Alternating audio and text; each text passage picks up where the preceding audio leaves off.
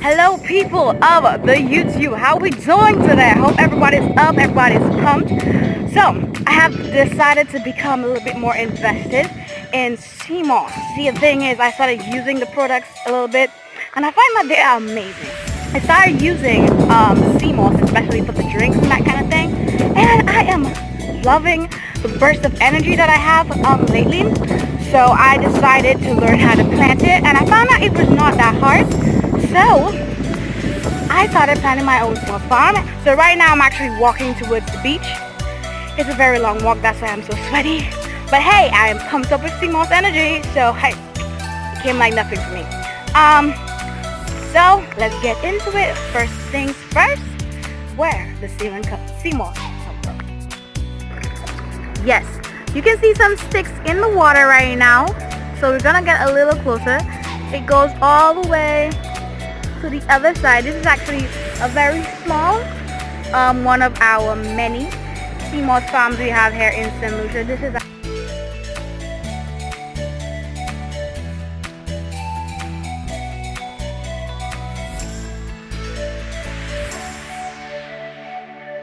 just wanted to show you how nice and clear that the water is. It is not dirty, not contaminated. We have beautiful fresh seawater over here. So this is actually a small little baby farm just so that I can show you what's happening. Let's go get a nice sized area. Let's see over here. So as you can see, the water is not that deep. It's lower than my thigh. So don't worry, I'm gonna be fine. So here we go, we have the rope, and so we have the Seamoss tied to the rope. So the ropes are tied to the sticks, as you can see. There we go, we're in the meat right here. So the ropes are tied to the sticks. They have nice little boils on them so that they can go up and down together with the tide. Yeah. So this one broke off, as you can see. Right here. So all of them is basically just nice little shiny thing. It's actually very soft. You can eat it. For those crazy people out there, you can eat it. It tastes like normal seaweed, like you know those green fancy seaweed. Tastes like that with a little bit of salt water on it, I guess. But yeah. Alright, so now we have seen the beautiful Seamoss in its natural habitat. Seen where it's growing. No, the phone is not waterproof, like I said. It's not going underwater. We're just gonna take out this green moss thingy off of all of them and bring it home so that we can show you what the drying process is. Are you ready? Let's go. Alright, so as you can see that we have placed our Seamoss on the bleaching table. Alright, so we have a nice elevated table right here. It has a nice little base with corners that could hold it up, right? So you have your purple Seamoss right here. It's of a darker color. Where is it? There we go. Purple Seamoss right here. We have our green Seamoss. And we have a little bit of the lighter one, the bleach, what we call the Irish moss. So you can place them all on this. And we are going to cover it with the plastic. Alright, as you can see, we've placed the plastic over it.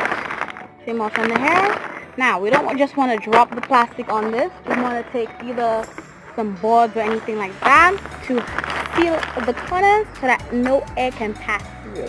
Alright, now this is going to be the bleached Seamoss. Let me show you what would happen if you did not bleach it and if you just placed it up to dry.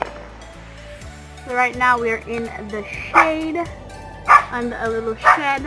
I have created some nice ropes. So we just literally opened up the Seamoss on the various ropes. As you can see here, they're literally just hanging. So what they do is that you want to open it nicely spaced up, spaced with like little spaces in between, like right here. Got little spaces and stuff so that the air could pass through. And it looks nice and rubbery right now. I'm going to show it to you when it is halfway dried. And basically what it's doing is just dripping out the salt water all by itself while holding the color. The bleaching table drains the salt and some of the color as well as the smell. It still has a smell afterwards, but it is not as bad. But the purple one, which is this one, when it is done, oh my gosh, let me tell you, it is going to tell you that it is in the room. This stinks, okay? But it's healthy for you. It's gonna give you a lot of energy. Alright, so in a little bit we're gonna show you the halfway process.